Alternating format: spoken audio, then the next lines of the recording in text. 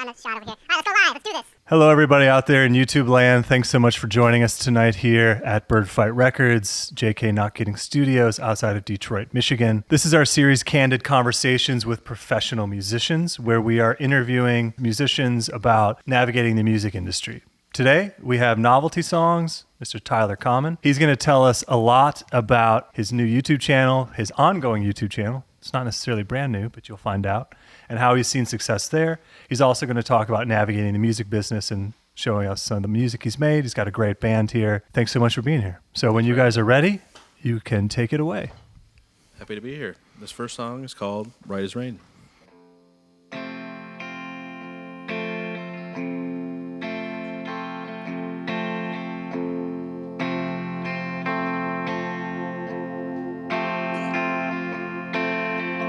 I'm sitting on the devil's doorstep, watching the passers-by, wondering what it'd take for a piece of their lives. They say it like they mean it, I just can't stop dreaming, sitting on hell's road. If what's right is wrong, my dear, I feel right as rain. If what's right is wrong, my dear, I feel right as rain.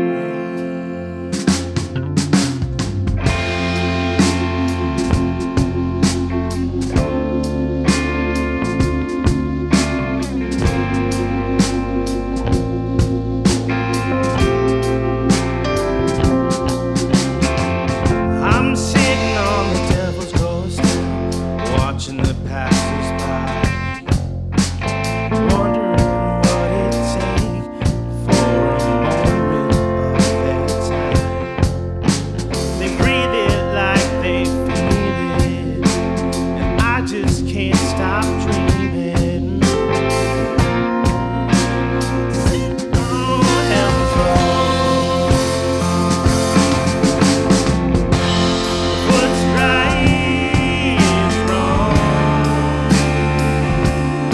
my dear, I feel right as rain. What's right is wrong, my dear, I feel right as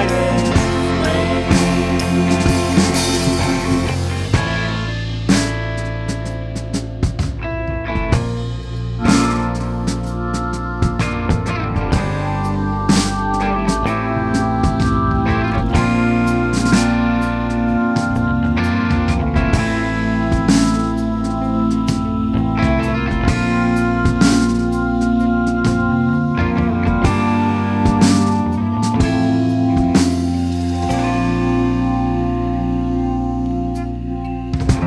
If what's right is wrong,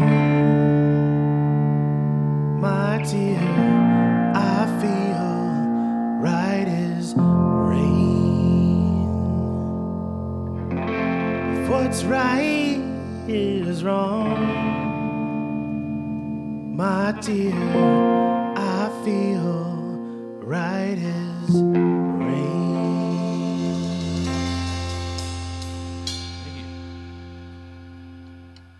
That's a really nice one to start with. It feels very nice off the top. And it's from your new record, right? Came out That's last correct. year. Track 5 on Future Cowboy Don't Let Me Down, Novelty Songs LP2. So the next one we're hearing is from LP number 1, right? That's correct. It's called Why I Sing. That's track 2 on the album. The title track, I guess, if you consider the fact that the album name comes from a lyric in the song. Excellent. And what's the name of the song again, you The said? song's called Why I Sing. Well, that's a good answer. So let's hear it. Thanks, guys.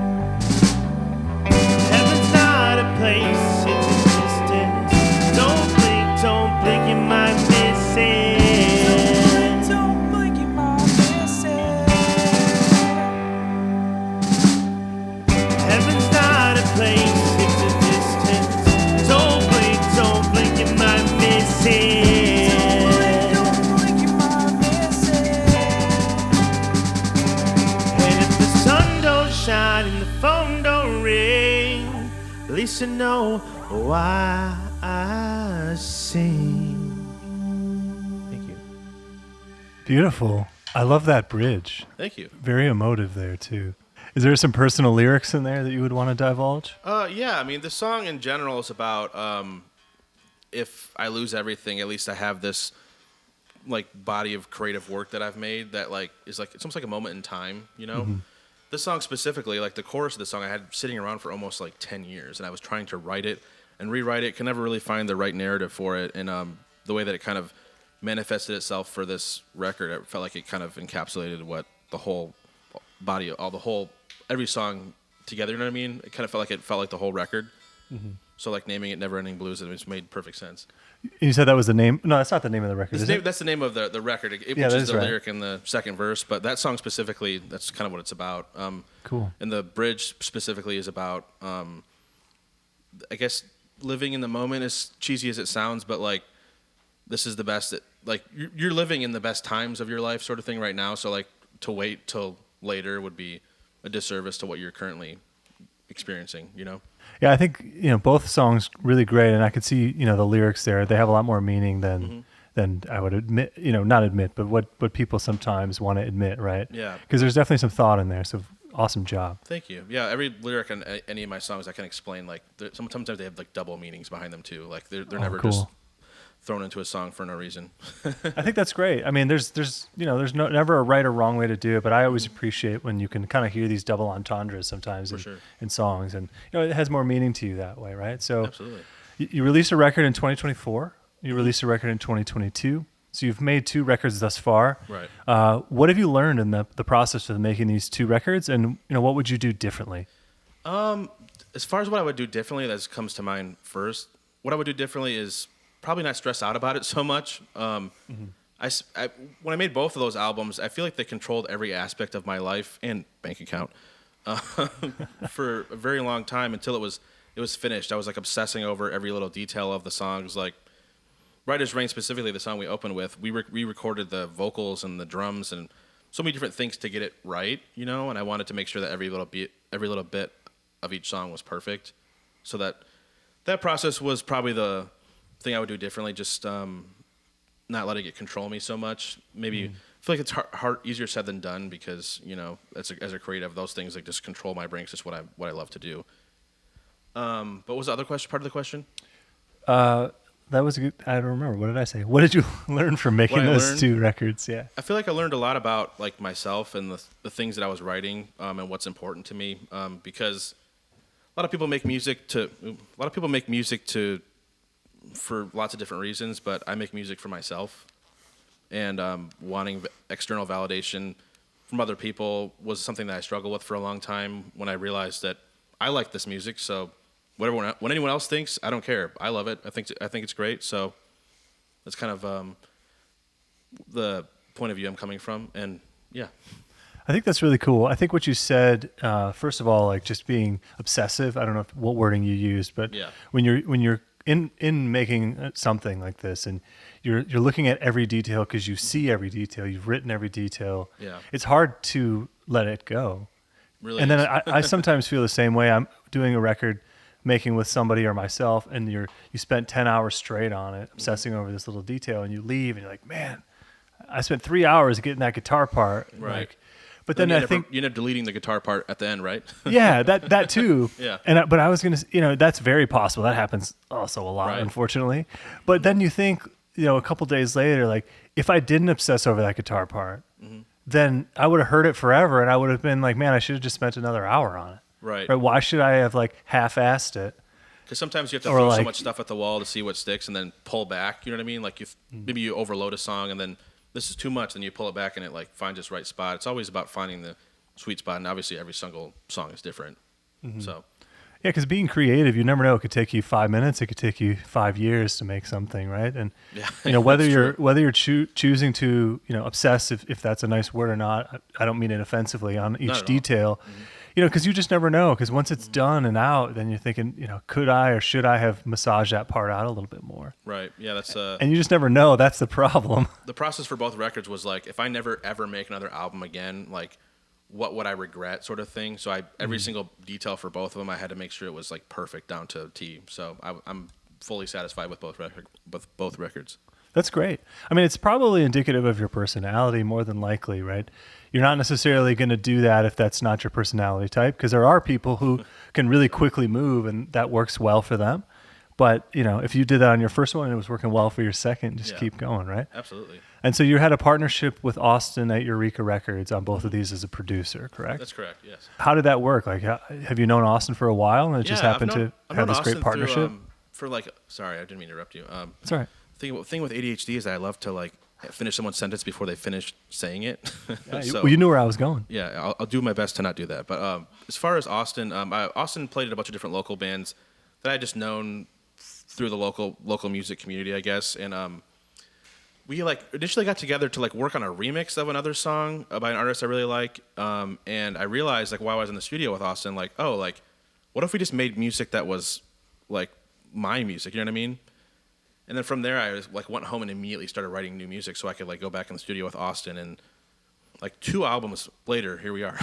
Austin's probably my favorite creative partner as far as like studio relationship goes that I've ever had in my life, and I can't say enough good things about them. Excellent. Yeah, so he was the producer. I mean, were you a co-producer with him, or was he kind of... I would say probably. I feel like so many times in the studio, I would do things that people say, you're like kind of producing this. I guess so. It's like almost like an imposter syndrome thing to like say I co-produced it, but like as far as like different accents in the record, like I can point out like different things that I was like, I want it to sound like this, I want the drums to do this, I want the guitar to do this or that. Like, so I guess yes, but you know what I mean? Does that make sense? I do, because the first time I produced a record, I had never produced a record before, but I was like, hey, I'll produce your record because I can do that. I'm good at being in the room and saying this should do this, that should do that, but like as far as like being at a computer and like pushing all the knobs, like that's not me. I'm the guy that like just, it's like the Always Sunny Charlie Kelly meme where he's like pointing at the wall. That's like me with creating songs. Well, I think that's cool. I mean, there's not necessarily, you're more like Rick Rubin then, he says he doesn't know how to use anything, but he can sure help. I see a funny face there. A little bit less money than Rick Rubin, I would say. Well, you're getting close. But it's like, he doesn't know how to use the stuff technically is what he's always telling, but he's talking ethos and he's talking parts, right? Yeah, absolutely. I realize it's a funny extreme. He's becoming almost meme-ified now, but... he made some great records. There are people... I thought of another name, but I feel like that the other name, like I was thinking, is like Phil Spector, and like I don't know if his name is even politically correct, but like I don't know if he knew how to play anything, but of course he told people what to do, right? And some of the stuff was cool, music-wise, but of course his actions were not. I don't even know who that is. Is that the guy who murdered somebody? I think so. Yeah. Well, then maybe I do know who it is. Is it terrible that the first name I thought of was Phil Spector on this? I think I just watched a Netflix documentary about that guy. Was it like the guy who directed? You know what I'm talking about? Al Pacino played him in a movie. There it is. Al Pacino played him in a movie. We said. Yeah. John said that. From my headphones. Yeah, so the man upstairs. Yeah, he's the one with the crazy hair. Like he had the weird wigs and stuff. And he produced the John Lennon records. Oh yeah, that's what it was. He produced the John Lennon records. Yeah. Yeah. I'm sorry. That's just a funny reference. There's probably a lot of other producers who have that kind of ethos that I just don't know that well. And that's awesome. So you worked with Austin on these records. You hired in session musicians, and then you printed vinyl, right? For at least the first record. Did you do for both records? I actually meant to bring one, but I forgot. But I do have both of those albums available on vinyl. It was a long process to get it right, but like I think it was worth it. It's really cool to be able to hold, my art in my hands in a world where everything is streaming and instantaneous. If you don't see the post, it's gone forever. So it's just the way it is now. What did you use for your pressing? As far as like, did you have a local or where was that? A company called Mobanico. They have a plant out in Portland, Oregon. And they also have one in Taiwan. I think ours was pressed in Taiwan. Wow. Yeah. We have a local guy who does it in Detroit. I don't know if you ever priced him out. He does a great job. If you want, I can link you up. Where was he at? It's called Archer Records. Okay, I think I've heard of him actually. So everything we've done, we printed 3 records here at the label, and we used Archer for all 3. I think I emailed him and he never responded. So it's one of those things. I think he gets blasted with emails, and I don't want to give his secret away, but he told me like when I picked up the first record we did, he's like, I only ended up working with you guys because you're from Detroit. Otherwise, like I don't necessarily take. He's like, I'm so busy, I don't need like little kind of runs, and you are too, of course. Right. But I've heard like even people who used to live here who have moved away, sometimes he'll quote them like 3 times the length, which is crazy. But he's done great wonders for us. If you ever want me to like introduce you, I'd be happy to. Yeah, we'd love to. And it's cool because his family started this record pressing plant in the like '67, and they're still there. You have wonderful artwork, so I wanted to talk to you about that, right? So when you're kind of creating this concept for an album, do you have the artwork in mind, and does the artwork dictate the music, or vice versa? Honestly, with every time I've done that, I've always had ever since I started making music and releasing it in like 2012, 2013. It's been a long time. But each time I've released something, I've always had a concept in mind and known what I wanted out of it. For both of these records specifically, Never Ending Blues, I knew I wanted it to be something blue. And the lyric, like Never Ending Blues, I hadn't like fully like realized yet, but I had like the idea behind it. And I feel like that those two things kind of like work together. And for future Cowboy, I saw a painting by this artist named Matt McCormick, actually, I thought was really cool. And I kind of wrote the song based on seeing that. Was like the first time like a piece of art like inspired a song that I wrote. And for the cover of that album, I had like the idea of what I wanted it to be. I wanted it to be like a white like carousel horse on like a stage. And I spent months like scouring Facebook Marketplace to look like for the specific color palette of this horse. So it was like neutral enough, like white and like pink. So that took a long time, but it was important to me to like get it like right, because so many different as stupid as it sounds, all the carousel horses I was finding were like 7, 8, 9 different colors on each one that did not match, like the spree candy canes you would get when you were a kid. So to me, that's like you had a vision and you were not going to settle for anything less. Yeah, and my mom's handwriting is actually the font that you see, the font, but like all the writing you see on the new album is my mom's handwriting. Oh, very cool. On the front, is it on the back too? Yeah, absolutely. Okay. I had to write it all down. She's like, "Why are you making me do this?" That's really cool. Yeah. Did she have to write it all in one pass, or did you kind of piece it together? She wrote it a handful different times, and we used like all the best stuff. And I think my friend Brian Iglesias helped with all the design work with it. Oh, cool. And then Matt Everett took the photos for the front and the back cover. I didn't know you worked with Brian as well. John Paul Wallace, if you go know him, he was in a few weeks ago, and I know he's done a lot of work with Brian. Amazing singer, really good singer. Yeah, John Paul, really good. Well, cool. So you've done some work for other people too, right? Artwork. No, actually. I've given like ideas, but haven't like created any for anybody else. I see. You've influenced some others. I would say so. Yeah, I'm not like a Photoshop guy. Wish I was, but I can put something together. Maybe it'll look bad, but I can try. Interesting. So didn't you help with Danny Van Zant's album artwork? I didn't help necessarily, but he had Danny, if you're watching this, and I don't mean to put you on blast, but you had for your first record, or your record, Music for Your Ears, was it Music to Your Ears, right? I think so, yeah. That was a record, and he had like this concept behind it, and like the artwork I thought was really bad, but I loved the songs that they made.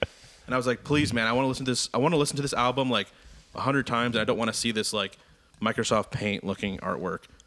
All right, hot take. Danny Van Zant's album cover sucked before Tyler got The involved. first one, but he put out a new record called Proust in the Kitchen with a Wooden Spoon, which is very good. Go listen to that. But Danny's a very good friend, and I even collaborated with him on my latest album too.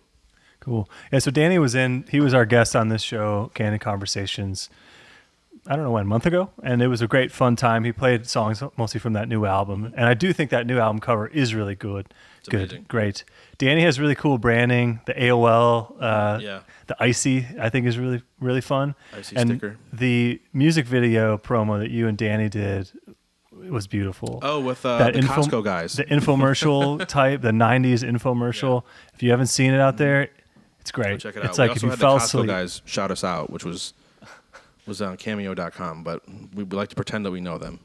Oh, okay. Oh, man, you ruined it. I'm sorry. Ruined the illusion for all But I of you think guys. what's so cool about that is just that you wake up in the middle of the night in 2005, and it's like 3 or 4 in the morning, and this infomercial is going. Or George Lopez. Yeah, it's beautiful. Well, cool. Let's hear this next song.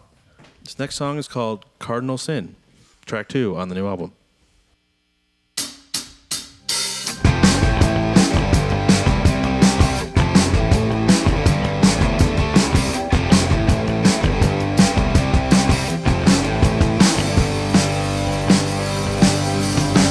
Sleeping my days away, shaking off the pain and the shame.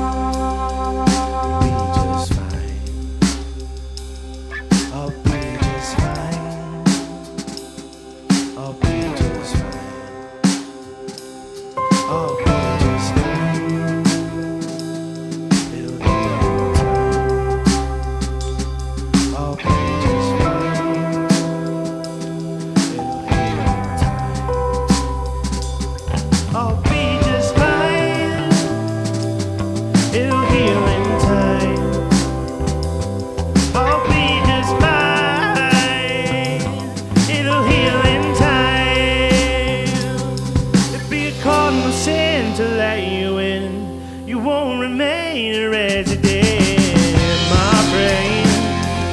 You won't remain. It'd be a cardinal sin to let you in. You won't remain a resident, my friend. You won't remain.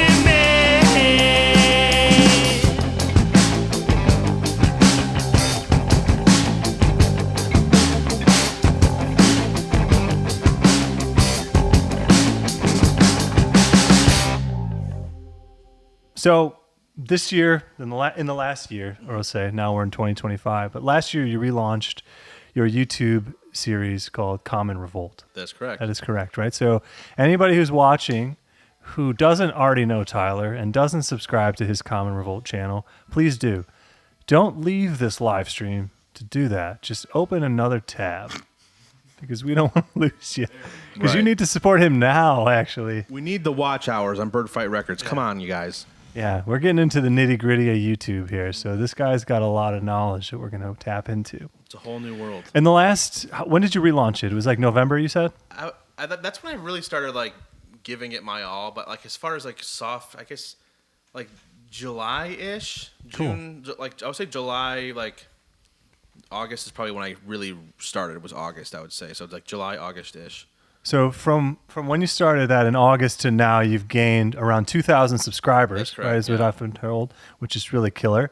And it seems like each video you're doing now, you're getting more and more views. Yeah, it's a weird like thing to like game the YouTube algorithm, but I've just been kind of stay consistent with it and mostly talk about bands that I care about. Sometimes I'm reporting about like different like newsworthy items in like the genre of music that I like to cover, which is like mostly emo, pop punk, alternative rock, pop type stuff. So yeah, I guess that's I'm like blabbing on. No, that's great. So why did you relaunch it? Why was it time now? Because it lay dormant for a while, right? Yeah, I did it while I was in high school. One of the main reasons why I started it then was I wanted to go to all these different shows, and I had didn't have any money because I was in high school, and I wanted an excuse to get my dad to drive me to more shows. So I figured if I had this business aspect to it, maybe I could convince him that way, which it did work. But I also had my own personal Tumblr blog, and I would just find different tidbits about bands I liked and write about it, and I gained a following pretty quickly there, and then it just kind of made itself into a blog somehow. It kind of almost happened by accident in a way. I didn't ever really plan to start one, and it just kind of happened because of me liking the music that I was posting about. So I leaked the song "The Ballad of Mona Lisa" by Panic at the Disco, and Atlantic Records got really mad. So that's a thing I did when I was in high school. How did you get it? I had a friend that worked for Absolute Punk that sent it to me, and I sent it to another friend, and he sent it to this big website at the time called Strike Gently. They had posted illegal downloads of albums, and that was probably the biggest screw up I had when I was 17. But it's still funny to know that I was the reason that song leaked early. Have you interviewed Panic at the Disco? No, but I would love to. So Brendan Urie, if you're watching for some reason. Yeah, he's actually a subscriber, and he's on our Patreon a lot. So, Nice guy. Brendan, all right. So, Yeah. I was gonna say it would have been funny if you did interview him at some point and be like, I leaked your song to see his reaction. The head of Fueled by Ramen, which is the label that they were on, actually follows Common Revolt, so I feel like they're not too mad. You're cool. They're cool with you now. I guess so. Yeah. You've come around. So I feel like maybe you're being modest or not, but you worked for Alternative Press at that point. Yeah, right? that's correct. I started this blog, and Alternative Press was looking for new people to write for them, and I submitted. I don't know if it was an application. I don't even know how it happened, but I was 17, and they didn't ask for any employment information. I don't know if I'm leaking the dirty laundry, but Did you sign an NDA? No, I Were there didn't. NDAs back then? They were You just can sending say me, whatever you want. they were sending me $200 a week to just post little news articles on their website. And I remember I was at a dance recital for my sister when the day that both the brothers and Paramore left, and I had to leave the dance recital fairly early to write about them leaving Paramore. I remember it like it was yesterday. So I was pretty much on call for them. Yeah, this is pre-cell phone to some extent, right? Honestly, yeah, it was right when the iPhone was first starting. Yeah. So you're not going to sit there and write a blog article in your Right. car. You have to go home. Essentially, yeah, it was the era of flip phones. Anyone had a juke, the Razor. Yeah. You know, I just saw a photo of myself the other day with one of those funny double flip phones. It went one way and the other. that's Do you know that's what I'm talking clean. about? Anybody old enough? Yeah. Yeah, it goes like, and then for texting, it goes the other way. Yeah. Did you have ringback tones? No, I didn't. I don't think I could have spent the money and without my parents totally killing me on I that. had a ringback tone. I think it was the song "Get Silly" by Soulja Boy and Vic. Love So every that. time you called me, you heard that song. Oh, that's so funny. Yeah. I'm sure your parents loved calling you too. I'm sure they hated it. I'm sure the Crazy Frog Axel F was also in there as well. But Yeah. the one I remember most is "Get Silly." It's funny. You're out causing trouble on a Saturday night, and your parents like, "Where is this guy?" And I got to listen to this shit. Yeah, dropped them off at the mall or the movie theater, and they're calling that. That's where teenagers hang out, right? Yeah. Yeah. Who knows? I don't know if malls exist anymore, really. Westland Mall is still alive, but not for who knows for how much longer. All right, cool. So you landed this gig at AP in high school. I mean, that's a pretty big street cred. So Yeah. they gave you an opportunity, it sounds like, and it seems like from going through your channel, to interview really well-known bands at the time. Yeah, I spoke to like a lot of the bands that I still listen to back then and now, which has been pretty a surreal experience. I feel like some of the bigger ones that I got to interview when I was at Alternative Press was the singer of Sum 41, Owl City, Fall Out Boy's lead singer Patrick Stump, which was crazy. But I interviewed him through email, so it was almost like I wrote in his anyone remember like Formspring? It felt like I was just putting stuff into like a box and he responded. So I didn't really feel like I got to meet him, but would love to one day. But those are some of the ones I remember pretty vividly. On my channel, we talk with everyone from artists like Lights, All Time Low. I don't know. There's a lot of Motion City Soundtrack. They kind of evades me because I just spoke to so many different bands and I've kind of forgotten at this point.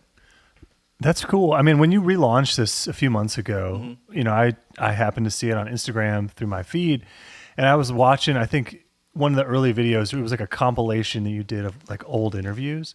Oh yeah. And I was like, how did he talk to all these people back then? And of course, I didn't don't know. know all this.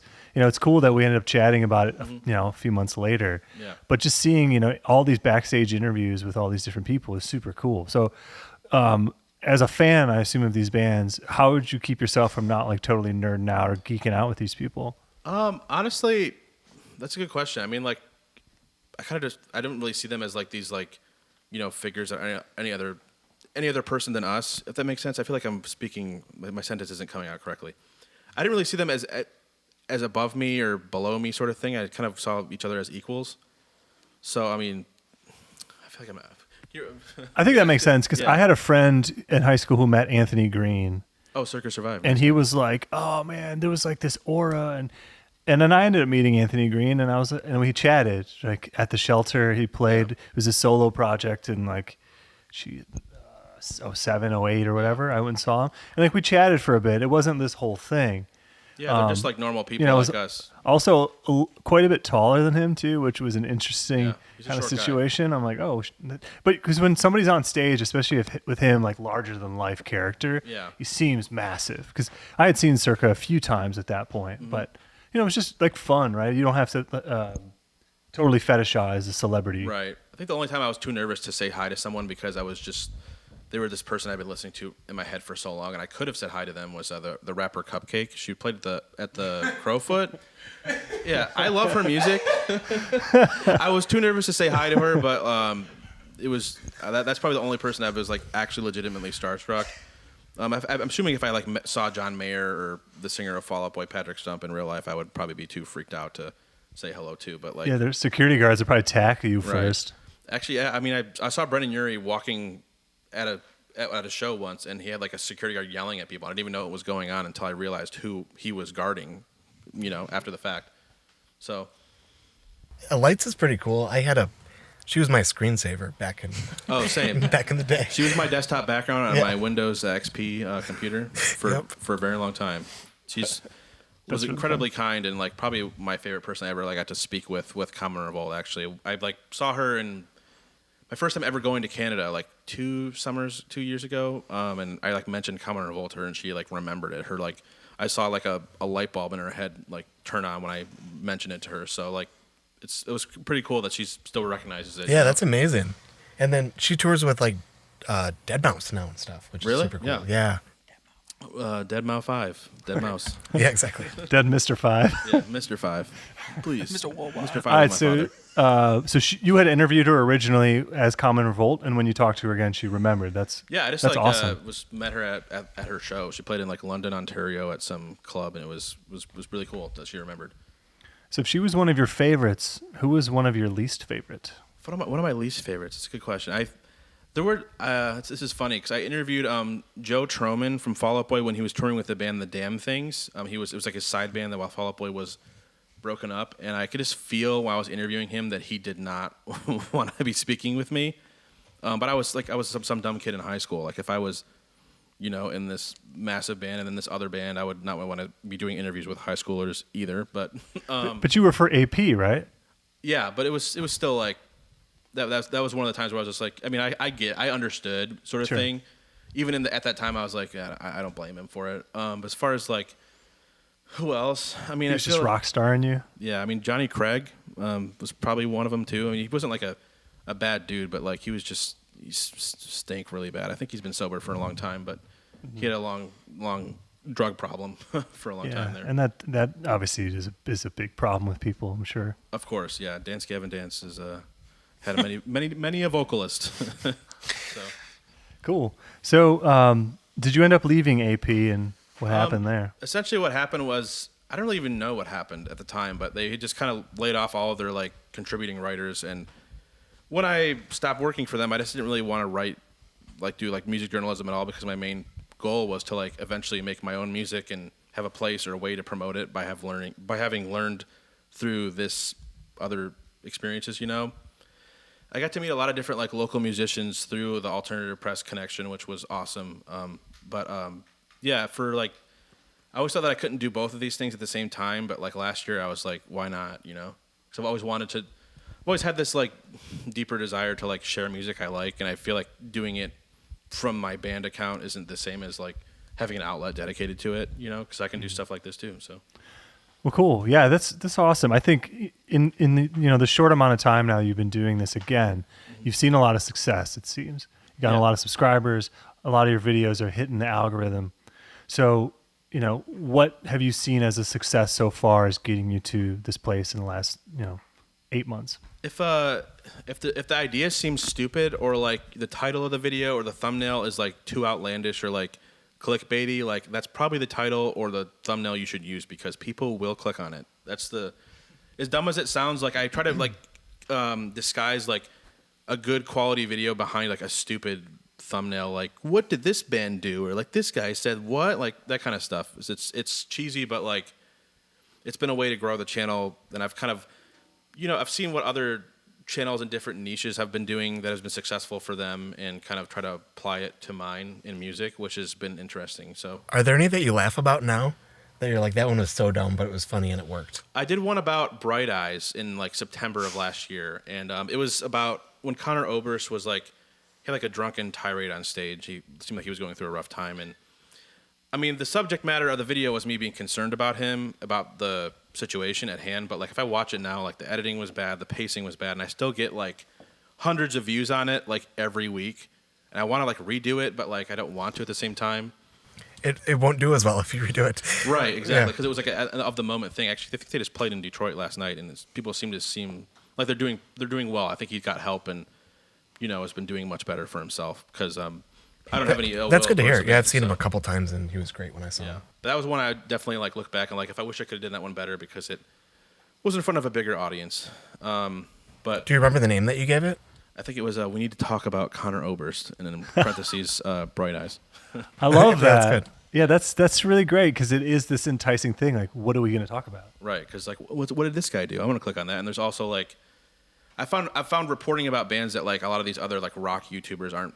All the other rock YouTubers are only talking about Ronnie Radke and Sleep Token all day long, and that's not really my vibe. So I've just kind of leaned into more of the emo scene, like Taking Back Sunday. I mean, the controversial, brand new Conor Oberst, stuff like that. People I've kind of like filled in my own little. Basically, what I was writing for alternative press, the same kind of bands. I'm reporting about those. And then your favorites like John Mayer and stuff too. Yes, John Mayer, as you can see with my shirt. Yeah, yeah. Do you find it harder to write about the bands you don't like, even though you know it's going to bring you fans. Yeah, I made a video about the guy from As I Lay Dying, and I was like, I could not name a single As I Lay Dying song. I never listened to them, but that guy's very controversial because when I was working for Alternative Press was when he first got arrested for hiring a murder for hire. He hired some guy to like kill his wife. Wow. For this metal band, yeah, and I had to write about that as like a high schooler or straight out of high schooler for Alternative Press. So it's kind of like full circle that I'm like, that was one of the bands I was reporting about. I was reporting about Brand New when I last stopped doing journalism. So it's kind of funny that I'm like reporting about them again all these years later, and they're every bit as controversial as they were then. So. Yeah, wow. Did that guy, was he found guilty back then? He went to jail. He did like time for a long time. You know about this guy? Tim Lambesis? Yeah. Yeah, he went to jail for a really long time. He's out now, and his whole band left him, and he's trying to keep It's making... not you, is it? No. You just seem to know a lot about this. He likes more harder music than I do, I would say. Yeah. Harder metal. I would say, yeah. Interesting. Well, yeah, This is Nick Anderson, by the way. Oh, hello, Nick. Thanks for being here. Thanks for... Yeah, you want to introduce the band? Now that you're... Yeah, behind me I got Nick Anderson of the band Ardmore and also playing for other bands like mine. Right here on guitar. To my left, maybe you're right, you got Kenny Mysick on guitar of bands like Sincerely, formerly of Narco Debut. I guess, is Narco Debut a thing? No. Really good band. Just revealed that they're not a band anymore. Sorry. Did the rest of the band know they're not a band anymore? Does the rest of the band know that they're not a band anymore? That'd be funny if this is you telling them, hey, sorry, guys, we're done. We got Bailey back here on the keys and melodica and other various instruments. To my, well, I guess behind Nick, we got James Edward on bass. And right over here on the drums, we got Dwayne Hewins. Wayne on drums 1 on Instagram, if you know. Got you. Dwayne plays for a million bands, so it's hard to pick one that he's specifically played for. I've seen Dwayne play with Ali Evenson and do the Connor Oberst cover. I think, was that, you used to play with her, right? Yeah. I hope so, because otherwise I would be a real jerk. Okay, I thought you used to. And you guys did the Lover I Don't Have to Love. I remember that. That was killer. I was not expecting that. But that song, of course I hadn't heard it in a while, but that one hit real hard. So that was awesome. Nice job. Thank you, appreciate it. And it also confused me because he said your name was Dwayne, but I know your Instagram was Wayne. Yeah, I know. And I'm like, I don't want to, I confuse a lot of people with That's cool. What do you prefer? Either one. I don't know. Either one. It doesn't really matter. Well, I feel like Wayne's easier to just type in, which is probably why you chose it. Kind of why I chose it. Oh, that makes sense. Well, cool. Thanks for introducing everybody. Yeah, of course. So I think just in general, like with your YouTube channel, are you hunting for content every day? Do you have ways that it comes to you? I feel like I'm not ever really hunting. The only time I'm hunting is when I'm like, I have a video in mind that I'm already making and I'm like gathering information, footage, like assets, creative stuff to like put in the video, like footage from shows, like photos, like gathering up like just like knowledge about what I'm talking about, even though if I already know about it, just to kind of write out a script and edit it all together, because I found when I write out what I'm going to say in the video beforehand, it goes much quicker. Yes. So having a script is no shortage of ideas. It's just a shortage of time. Sure. And I think, we've kind of had that same kind of arc with our stuff here, like creating these different thumbnails, creating these different titles to try to pull people in, but then thinking about the idea, thinking about the script. Is it better ad-libbed? Is it better script? And those are all things you can see quickly in the data. They tell you, do people like this or not? Yeah, the CTR, the click-through rate, is an interesting thing to watch, depending on what you're posting about. I found like certain bands I'll post about have such a wide net that it doesn't get to any of them, or then I found out like I posted a video about Sabrina Carpenter and posted a video about Taking Back Sunday, and the Taking Back Sunday one did much better, which is crazy, but I'm the only one posting that video about Taking Back Sunday, and there's like 50 other channels talking about Sabrina, it makes sense. That is really interesting. So now you've found a niche. Like all of these bands that we're talking about now are in that realm of their 15, maybe 20-year reunions, all right? Of them, yeah, pretty and much. It's incredible because the people who presumably have money to go see these higher ticket priced shows are people in our age bracket who would have grown up with these bands. So for sure. It seems like all of them are doing these reunion shows, and I'm sure I would if I were them as well, because many of them have been dormant for a while, so who knows what the hell else they're doing. It's a good way to get people in the door to care about what they might do next, or at least cash in on what they created before, because everything is expensive now. if you turn on the news or have lived a life at all, you know that it's bad right now. Yes. And I think one of the things I'm wondering with your essay and kind of your news, you're seeing something happen. How quickly are you reacting to a controversy, a new release, because you want to be the first one to talk about it? Like if it can be a happy thing, like Taking Back Sunday just leaked a new album. If you want to be the first one to do it, are you going to drop everything to make that? I mean, today was a good example. Lorde posted a teaser of a new music for her 4th album on TikTok today, and I made a video about that, and it's up right now. You can go watch it. But that's sometimes it's like a motivational thing. Like sometimes I'm like ready to go right away, and then sometimes like the more longer form essay videos, I'll take like I don't know, like a week to like finish it because it's almost like a thing I'm procrastinating with myself. But like also at the same time, gathering up enough information to where like to make it make sense in a flow. You know what I mean? Cool. It makes sense because I'm thinking if you want to be the first one out there to talk about it, then you have to give it to the people quick. Otherwise, some other person might do it. Right. Maybe, again, if it's the Taking Back Sunday versus Sabrina Carpenter thing, maybe no one's writing about Taking Back Sunday. Right. And you could take a day or 2 or 3. Right, exactly. And that's kind of the mindset behind it because I've followed these bands forever and I know what's happening already. And as stupid as it sounds, it's just like I already have all this knowledge about this stuff. Why not monetize it and make content out of it? Have you noticed what the length of the video that does the best, or does it depend on the content? And how do you decide whether you do a short that's vertical or a wide one? On YouTube, shorts haven't really done they're good to like get visibility for the channel, but like what's made the channel grow more, I would say, as far as like building an audience and having people like continue to watch my videos is like the long form. And by long form, I mean like a actual YouTube video, not a short.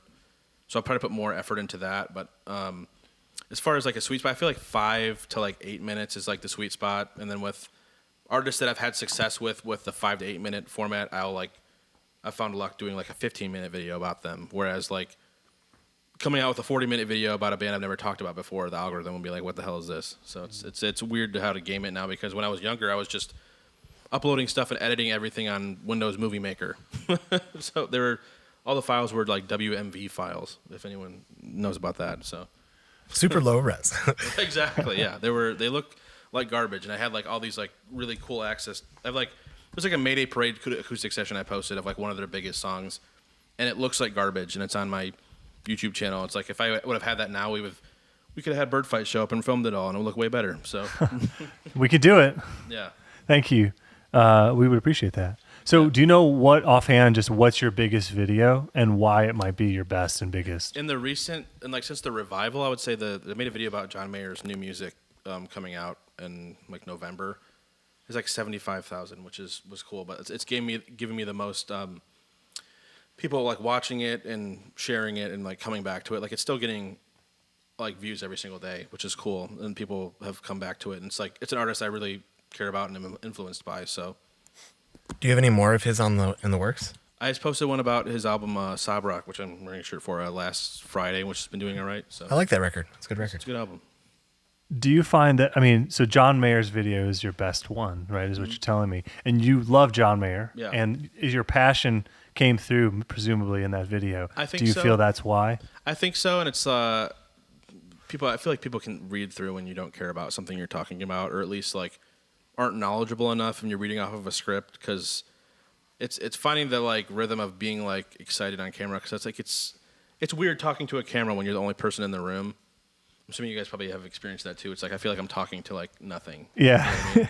And getting Yes. that personality out when you have a camera in front of your face. I feel like my entire vibe changes when it's in front of me. But like I can talk all day about this stuff, but when you put a camera behind me, it's like I freeze up. What is it called? Red light syndrome or something? Yeah, red light I've syndrome. heard that before. I like that. Yeah, I've heard somebody said that to me, because like when the red light goes on to record, it's like musicians can play really well, and then Yeah. all of a sudden they can't do anything. Yeah, I mean, even when I was a kid, my dad would like film home videos with me and my sister, like just to like when we were children. And when the camera would be on, my dad, I would like recognize that my dad had the camera on. I would just start acting like an absolute idiot. It's like when I watch the Or videos you turn now, into like Alec Baldwin in 30 Rock? yeah, and I watch the videos now. I'm just like, damn, I'm so annoying. Like playing Alvin and the Chipmunks music, like like before the remake in 2007, like the original Alvin and the Chipmunks, like the worst, even worse. So That's funny. it's just like it's a cringe for myself. But sorry, Dad, if you're watching this. Yeah, it's definitely difficult talking to the camera.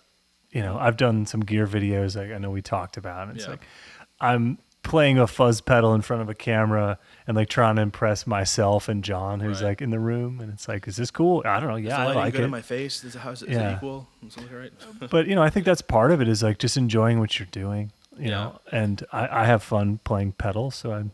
Yeah, because You like know, it's I part of it. enjoy talking about music and different like events and like news related items related to bands and artists that I like or at least somewhat care about. So it doesn't feel like it's something I'm doing because there's been some other creators that have been like outed for being only in it for the money, which is like, of course, and at the end of the day, the goal is to make money with this thing that you're doing. But like, if you really don't care about the bands or artists you're talking about and you're specifically in a music niche, like why not just do something else? Yeah, I feel like that today actually. Yeah. Nice. Sorry, I'm just kidding. I wanted to get a little sarcasm there. I'm having fun talking to you. You ever heard of sarcasm? We're fluent in it, by Yeah. the way. You've become monetized, right? I don't know if you Yes. want to dive into this I too am much. monetized, and I've made $3 at least. Oh well, thanks. That's good to know. It's not a lot. I would say like anywhere from, like right now it's like $3 to $8 a day, like which is like it's something. So yeah, that's a sandwich. Is that eventually. based on like views per day, or is it because you're past your certain 4,000 hours? It's based on what's happening now as far as monetization. I don't really know the exact threshold of like what is paying me what and for why, but like say there's like a video that's like at the 8-minute mark you can put 2 ads in the video. So like those videos might do better than the ones that are only 4 minutes because someone got hit with multiple ads in one video. Oh wow! And so they know now which ones of your best are doing your best, so they want to put more ads in there, and then because there's ads in them, they're pushing them to more people. Correct. Yeah, I would say so. Yeah. Yeah. That's accurate. Yeah, I mean, That's the algorithm. that's what Yeah. they're doing, right? Because they've deemed this one is good enough. Let's throw some more ads on it. Now his other ones are bad. Or at Because, least better ads on the ones that's doing well. yeah. And is it just based on if people click on that ad, or it doesn't even matter at that point? I don't know I really don't know, honestly, because I feel like all the ads are about Liberty Mutual. Well, it's tax time. Liberty. Yeah. Liberty. Yeah, that guy. I mean, that guy's hopefully making a killing on that ridiculous commercial. Probably. And then there's other ones like Booking. Yeah. What are all the other YouTube ads, everybody? Come on, shout in the comments. What are you below. seeing right now? Have you gotten any copyright strikes? Because I'm curious. Do you play music from these different artists in your video? I try not to actually. Like, I think the most you can put is like 6 to 10 seconds of a clip of something that's copyrighted. And sometimes specific artists you can't put anything at all. Like, and then some artists like it's weird how it works. Like, there's been footage I've used from different artists that like. I made a video about one band and like I had like 10 of their music videos, clips of each one, but like 2 of the videos were like you wouldn't let me monetize it. But as far as a video that was up already and I got like a copyright takedown was a video I made about Chapel Roan. She was on SNL and the like NBC Universal tried to like take it down and I fought the strike and they put it back up. So Wow, that's awesome, especially for SNL. yeah, and I was just talking about it and using like footage of it as like a video essay thing. So I blasted them on the internet and then they put it back up. So whatever. Dang, look at you. That's awesome. Did you have any comments on just the monetizing? I don't know if you happen to have any metrics. No, just the copyright. I mean, I've been hit a million different times. I used to do guitar covers. Okay. And sometimes I'd get a hit. Sometimes I'd be free to use the song. I mean, I've even got hit on my own songs a couple times. So, yeah. Yeah, I know. That's the crazy part about it. So, As far as the cover goes, because we've been thinking about also doing that. Like I've done some pedal videos mainly so far. And it's like if I play a Led Zeppelin lick, are they going to flag me for like 5 seconds of a fuzz pedal, right? yep. Just change it just Yeah. enough. So we did a Plant's fuzz gonna show pedal up at your one. house. And I made a bunch of like knockoff licks while I was doing it, Smashing Pumpkins, Sabbath, whatever. Like it was just like changing a little bit, but I didn't know where the threshold would be because it would be kind of fun. There is so many people making covers and lessons, but I don't know if they're all getting flagged. Then is it even lucrative for them? I mean, if you're doing like a pedal demo or something like that, as long as you're just changing it enough to where it's still recognizable, but you can fight it and say, hey, I'm doing something different. what is it, interpolation? Interpolation. Yeah, so stuff like that you can kind of fight it on, but if you're just straight playing the riff, you're gonna get hit every time. Yeah. So if I said, Gamble, honestly. like, so if I said I'm gonna do or like even I'm sure the title, like I'm gonna show you how to play Led Zeppelin's blah blah blah. It's like giving it to them. That's essentially. basically it. Yeah, that would probably say, "Oh, this is Led Zeppelin." Yeah, title. because like the fuzz demo I did, it was like 38 minutes or something. I never said the word Zeppelin, but there is a section where I play "Whole Yeah. Lot of Love" And for like a bar. No, it didn't flag it. Really? good. Wow. So don't flag me now.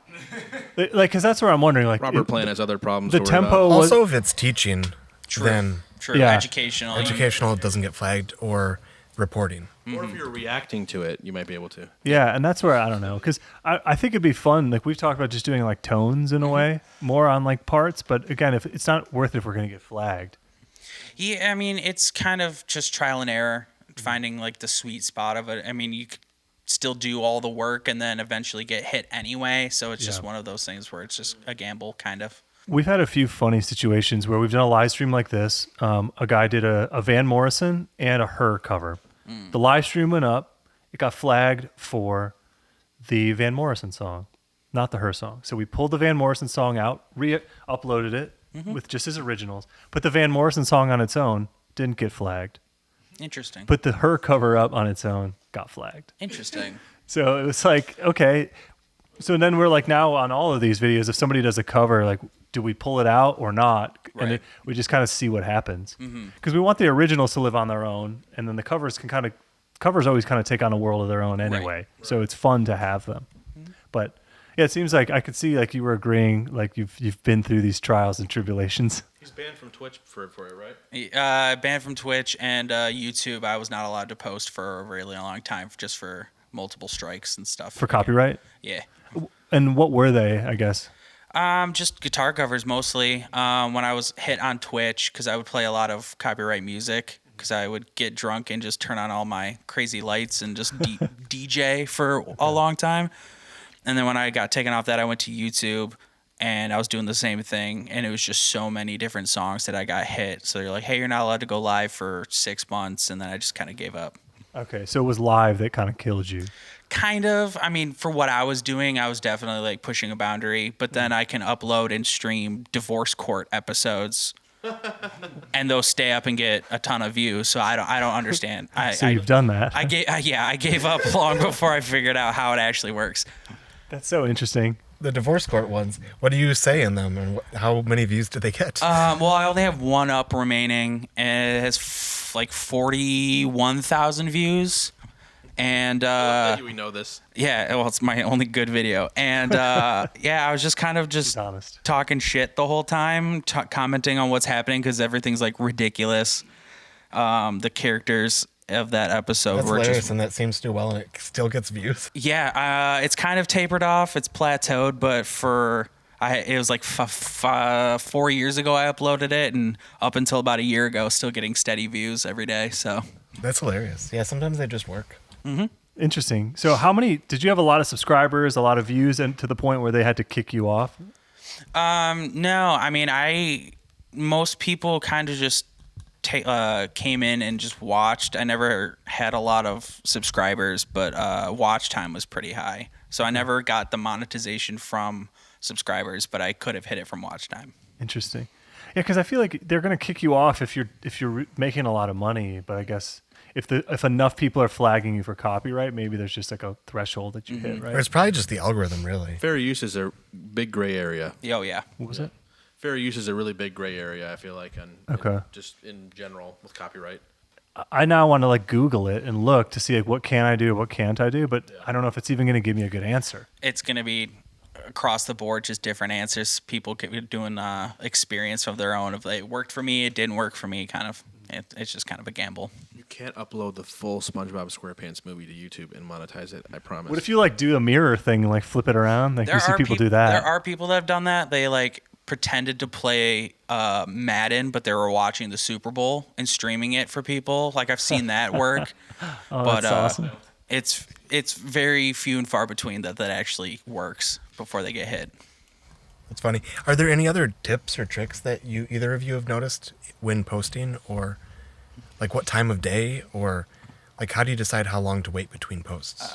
As far as when I've posted on YouTube, if you post at the same time, that's when the algorithm will like it. Like for a long time, I was basically staying up.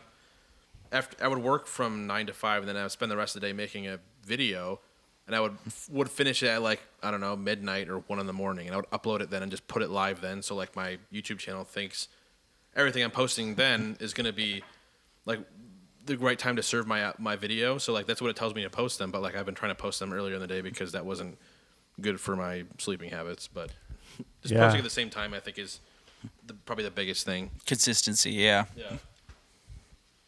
Because we've been experimenting with different times, different days over the last year. We had our consistent thing for our original series that we were doing, the individual performances. But now just trying to see what works. And, longer form like this, like this is probably going to be an hour and a half at the end of it. Like, when do you want to release this? Not in the middle of the day, presumably at night when people are home and like they're going to watch it. Like my biggest video was posted at like, I don't know, 10 p.m. on a Saturday. So nothing makes sense to me.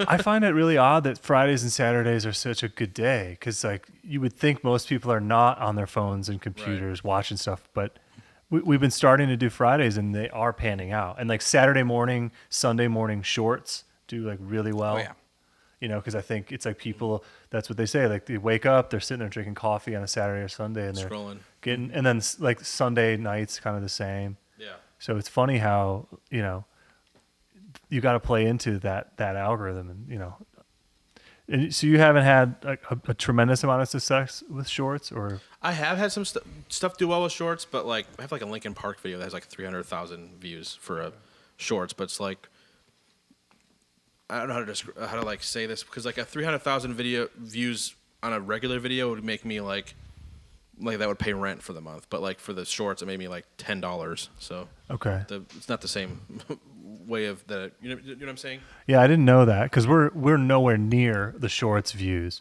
Mm-hmm. We have actually a lot of subscribers from shorts. Yeah. But the views are fair, but like you need like 10 million. Yeah, which is crazy. Well, I saw that and I was like, no, thank you. Yeah, I don't know, or like 3 million for the other tier. So I don't even know how many. It's just a way to compete with like TikTok and Reels. I think is the shorts. yeah, I mean, ideally, it's like you want it for us. Obviously, you're just trying to give a little teaser of what that video is, and somebody can go on and it tells you really nicely. Like you got 10 or 20 or 30% of your views from shorts. Yeah, it's helpful. And like however many percentage from search, and it's like all that is like cool to see, because then if you had a really great thumbnail in that short or like a funny question, it seems like people love these controversial questions in the short. True. How it drives that traffic. So Like this pedal sucks, and here's why. Click. yeah, I mean, a few of ours are kind of in that vein where it's like comparing these different things for price point or sound, and Yeah. would you pay this much for this? And it's like people are like, no, this sucks. And it's like, thank you, you just helped us bump this thing. You're commenting something hateful. That's helping my video. Sorry. We've gotten some trolling lately, and it's funny to see how to react to it, because you can kind of troll the trollers back, and then they can start doing a thing, and then it's just this whole I dance. feel like it's best to not engage half the time, because a lot of stuff I've posted about, have been had political things in it, like being very anti-Trump, and the Trump fans will come and comment on my stuff, and unless it's being like explicitly hateful in a way that is I don't want to see, I'll delete it. But like it's just boosting your video to more people, like what I mean. Yeah. It's creating some sort of conversation.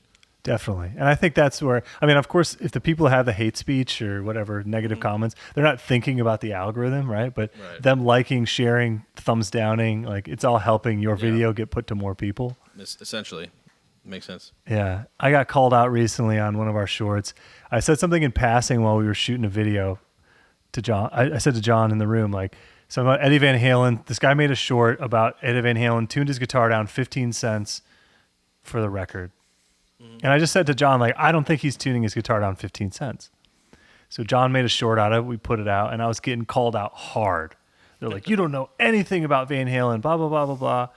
And I'm like, I never said he didn't tune his guitar down, like, on purpose. But it was like, he's not measuring 15 cents. And, like, he was incredible. So he did what he wanted with it. And, like, sure, it sounded more like the record with that detune.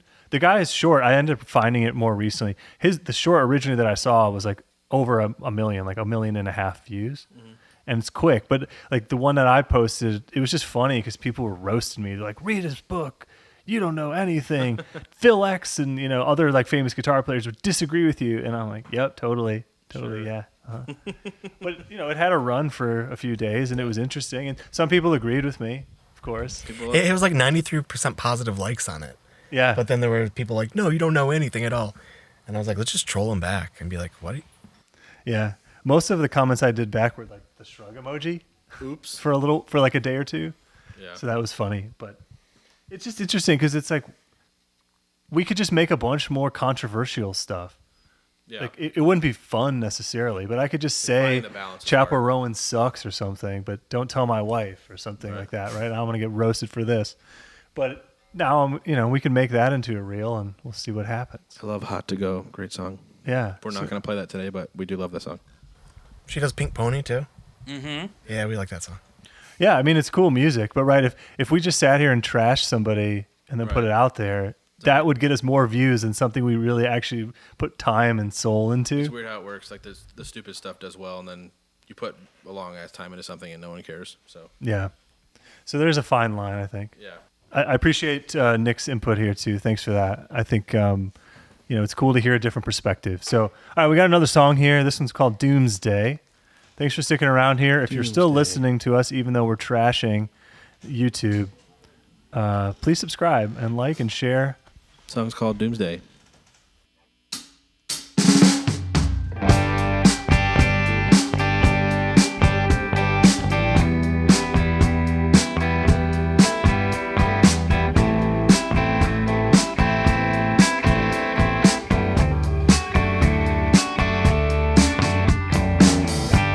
I know you know what I know. It's too late, I told you so. How could you be so cold? I heard you hear what I hear. It's been hell on earth this year. I wish I could disappear. It's a long and lonely road to feel at home. Yeah, this shit is getting old, but I'm ready to let it go. And I know it's not like me to see the forest for the trees, but I won't stand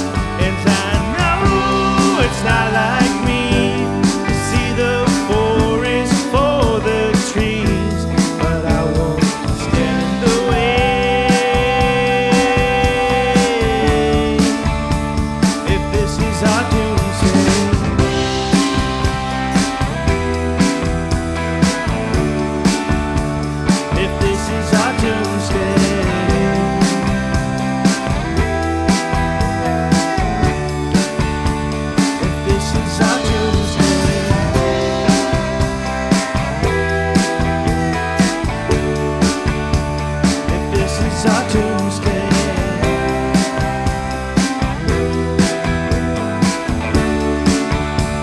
If this is our Doomsday.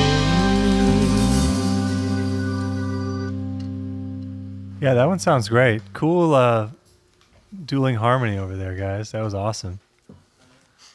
Really fun. I was watching, like I could see you were kind of watching his hands too to get the timing, right? I assume.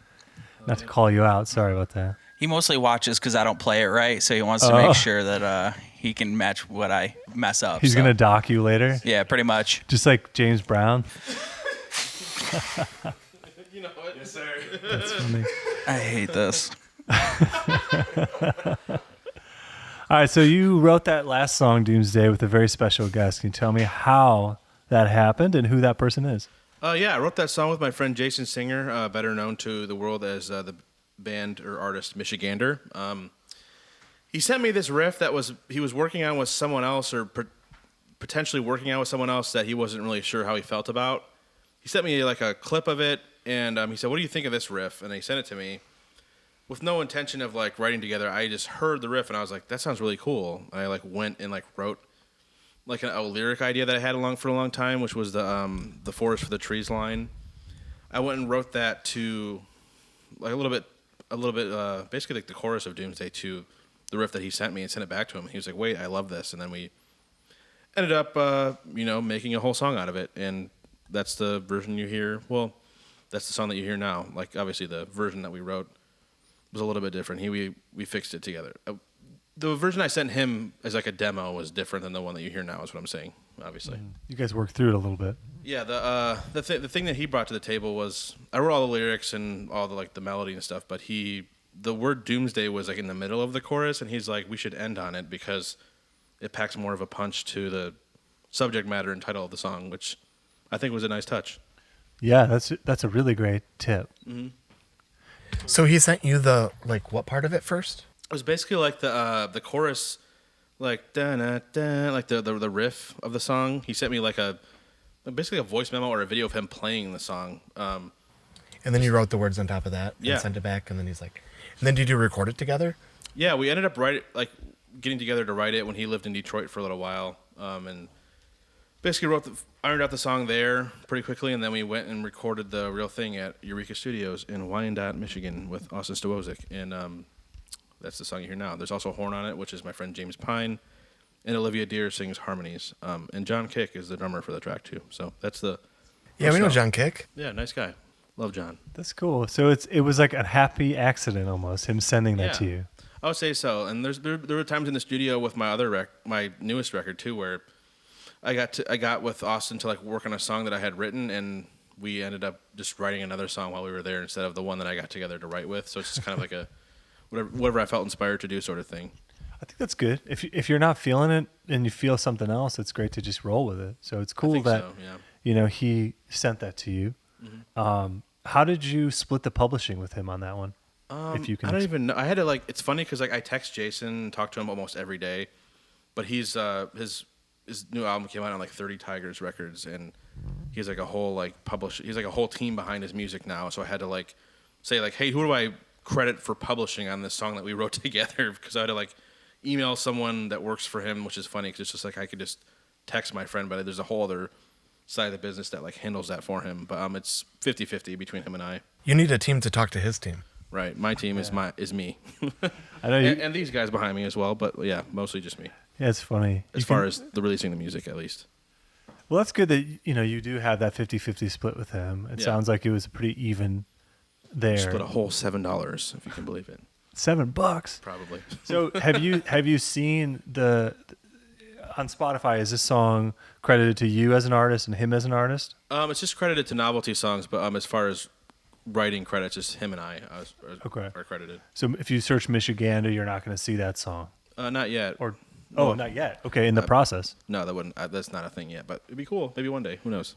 So I was going to ask you then, now that he's had a lot of really great success in the last couple of years, if this song has started to rise with his own fame. I don't know. He's starting a tour with Dawes today, actually, which is cool. But it's a really good band. But I think part of it was people really like Jason's brand or structure of songwriting. And I think Jason's really good at writing like a very good, like concise product. Like he brought a lot of production ideas to the song and things that like I wouldn't have thought of, which is why I think the song flows so well. Like the bass groove is probably something I would never write, just because this is the type of music I've ever written. Even though I love the way it sounds, he just brought so much different musicality to it that is so much different than anything that I've ever made before. So I think that that's part of why the song's done so well. And also, it didn't hurt that he had a considerable boost of sharing it with his, devoted listeners as well. So very cool. Yeah, so that's interesting. So it's not even attached to his Spotify, so people aren't really going to find it de facto. Right, exactly. Interesting. Well, if you end up getting that, I would love to see how that one would jump. Yeah, maybe someday. I brought it up to him. Would love to do like some sort of like anniversary edition where he like sings on it, but that's literally like just an idea. I wish I could say that it's a thing that's happening. So if it happens, then remember this moment. Cool. Well, cool. Thanks so much for talking about that one. Yeah, of course. We got another one here, right? Yeah, the other one we got is called Silver Screen. It's got a Shrek reference in it. Oh. Shrek 1 or Shrek 2? Shrek 1.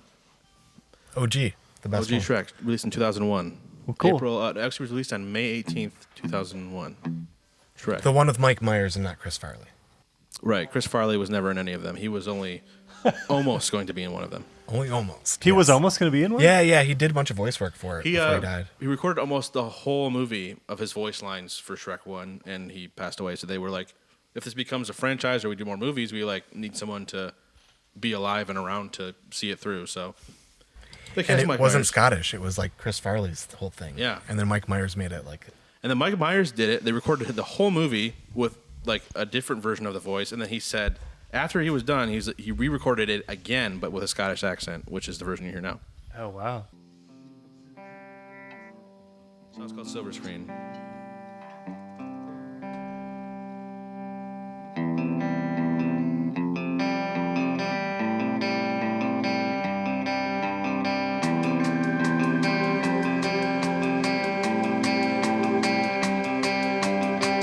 All your dreams are made up, just make believe. Nothing's free, so pay up. You ain't got time to grieve. Silver screen, won't you do something for me? Take me away, just like the movie.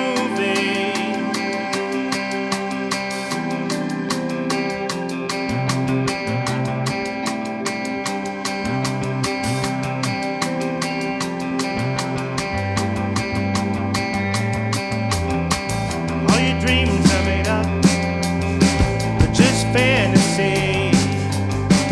Take your pills when you wake up, but don't forget to breathe. Self-care, rinse and repeat. It's what you need. That's what they told me in therapy.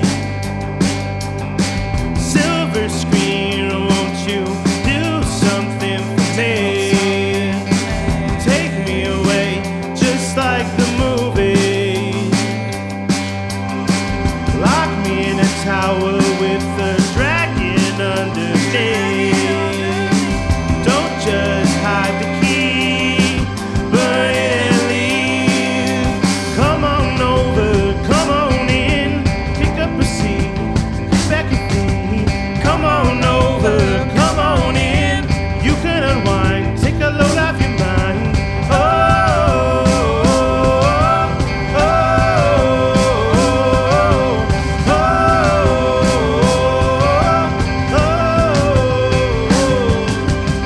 Silver screen, won't you do something for me? Take me away, just like the movie. Lock me in a tower with the dragon underneath. Don't just hide the key, burn and leave. Silver screen, won't you do something for me? Take me away, just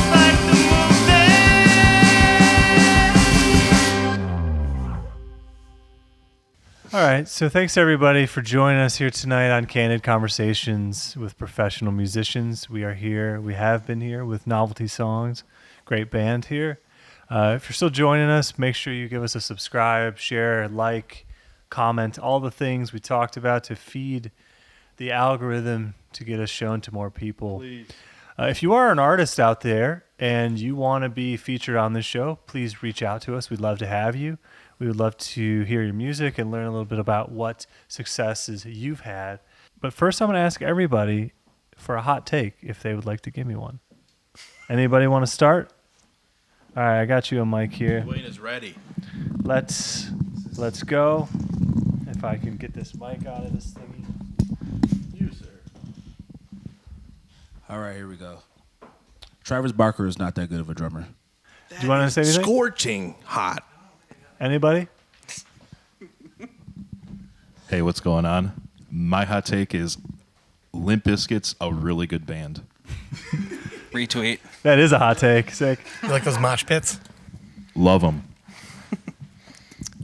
My hot take is that we're all crabs in the bucket and we're just trying to escape, but our fellow crabs don't want to let us out.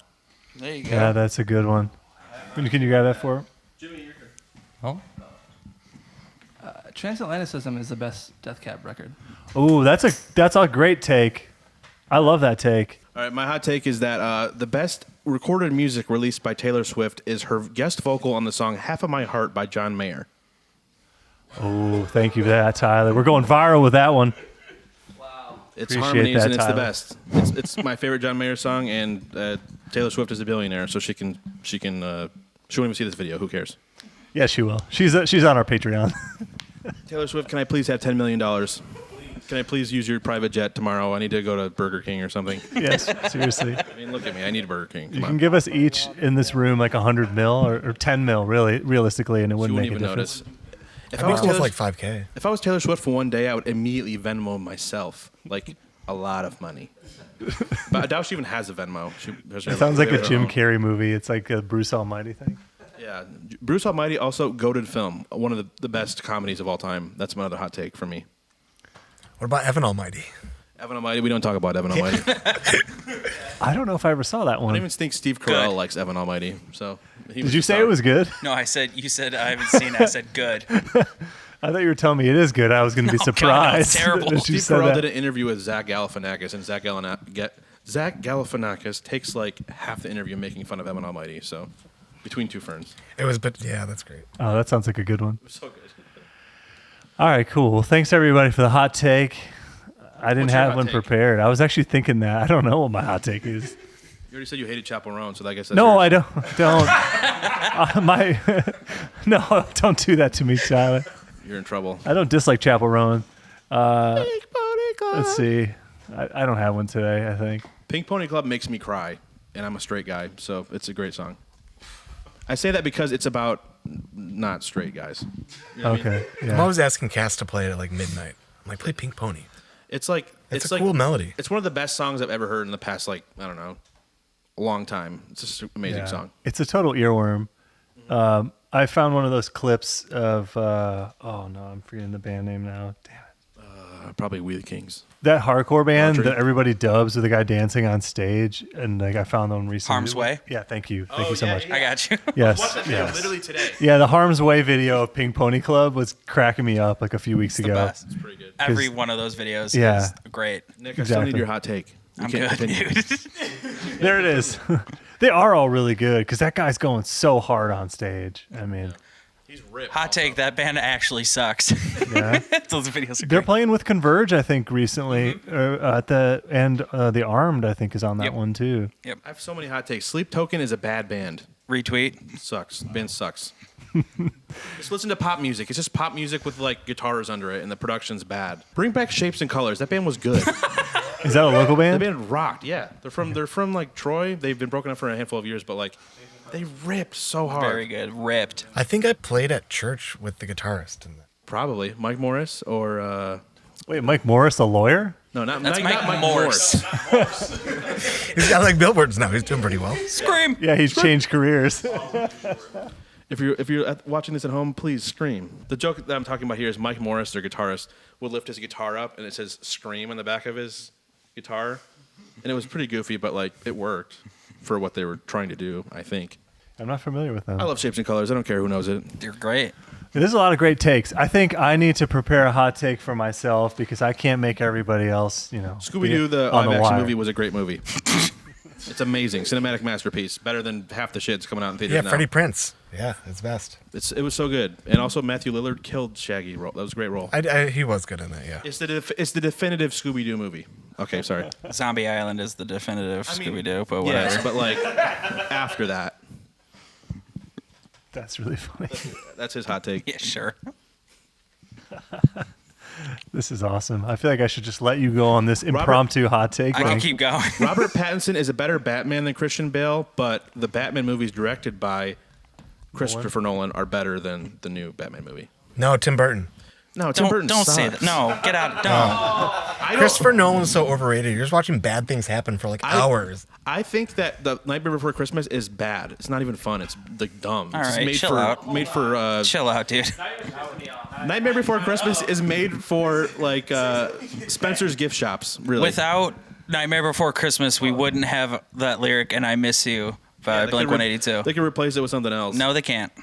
If we didn't have Tim Burton, we wouldn't have the Beatles. I'm just upset about everything The that you Beatles. just said. Who's that? Without Mr. Rogers, we wouldn't have Night of the Living Dead. Without Yeah. 9/11, we wouldn't have My Chemical Romance or 50 Shades of Grey or Twilight. And I think it was Twilight before 50 Shades Yes. of Grey, but that's true. Gerard Way saw 9/11 How much happen and time you started My got? We Chemical can keep Romance. going. This is what happens when you get like a pop culture YouTuber. It's the worst. Yeah. Taking I over. shouldn't have asked you. You've had too many takes. He's got something to No, say. Tyler doesn't like anything before 1990 because he's a baby, so that's why. Yeah, It's not- well, not except for into- Prince. Prince is cool. Not a hot take there. Prince I think rocks. everyone agrees on that one. Yeah. Purple Rain. The last question here is our tag question for this series. So, how do you define success as a musician? And do you feel that you've reached that yet? For me personally, I think success as a musician looks different to me now than it did when I was first starting. But I would say that the fact that I got to make 2 albums with this project is a success in itself. I get to like have these albums for the rest of my life, and they're like a time capsule of my lived experience because every song means something to me, and that's success to me. And also being able to play in this room with these guys on a Wednesday night, they all set aside time to perform with me. Like, that's success to me. And I can't be more grateful for them for being here and for you guys for allowing us here. Like, that feels like success to me. That's all I've ever wanted, is just to be able to make music with my friends. And if anyone likes it, then I've had fun doing it, you know? Yeah, and you own the IP now, but yeah, you have those friendships for your life. It's true. And you feel you've made it so far? Have I made success? I think so. I mean, as far as what success means to me, I think I've achieved what I've wanted. As far as being famous, I'm not like playing stadiums, but the fact that I get to do this at all is, I'm much more privileged than most to say that I get to do this. So, Thanks a lot to Tyler and Novelty Songs, the band, sounding great in here. Appreciate everybody. Thanks so much for your input. Thanks for the great playing. We're going to leave you with one last song here. And if you're still with us, please give us a subscribe, like, share. We have a really great artist coming in next Wednesday for another live stream. So make sure to stay tuned for that. it might be Chapel Roan. It might be Chapel Roan. You That'd don't be know. pretty hype. Chapel's on our Patreon, so we'll see. Patreon.com. I know, right? All right, guys. Thanks so much. Let's hit it. This last song is called Future Cowboy. It's track 1 on my new record.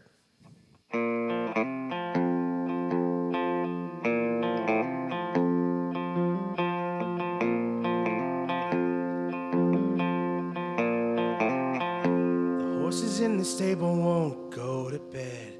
You're still dreaming of a life you could have had.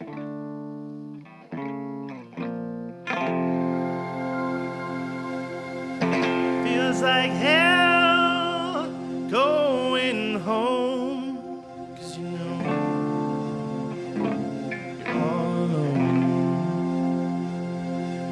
The sad love, join the club, raise your glass to the beaten path.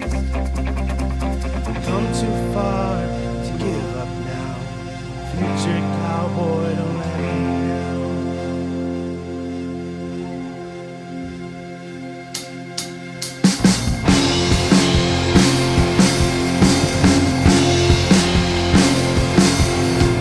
Horses in the stable were crying for a change. You were waiting on a call that never rained.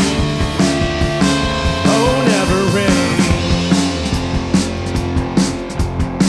You ran like hell away from your home, 'cause you knew somehow you'd end up all alone.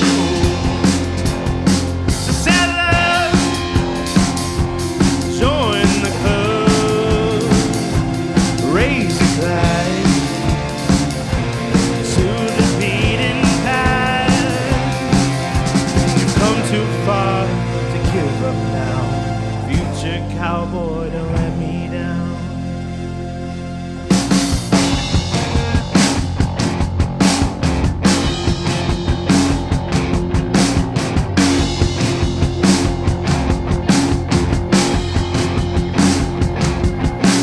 Future cowboy, don't let me down. Future cowboy, don't let me down. Future cowboy, don't let me down. Future cowboy, don't let me down. Future cowboy, don't let me down. Future cowboy, don't let me down.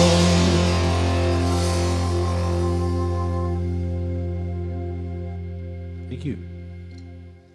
If you're still there, thank you. Thank you. Subscribe 10 more times. I'm assuming we're 7 good new at this Gmail point. accounts and subscribe on all of Yeah. them. Cool. It's a wrap. It is a rap video. Dogs are barking.